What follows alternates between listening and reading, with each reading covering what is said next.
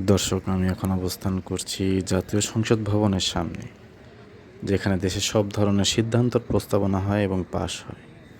কিন্তু আজ এখানকার চিত্রটা ভিন্ন রকম। পুরো এলাকা যেন নীরব কান্না। নেই কোনো গাড়ির হর্ন, কর্মব্যস্ততা মানুষের ঢল। নীরবে অপেক্ষারত কৃতি সন্তানের শেষ বিদায়ের। ঘড়ির কাঁটায় ঘনিয়ে আসছে সে সময়। অনুষ্ঠিত হবে বিপ্লবী শরীফ ওসমান হাদির জানাজা।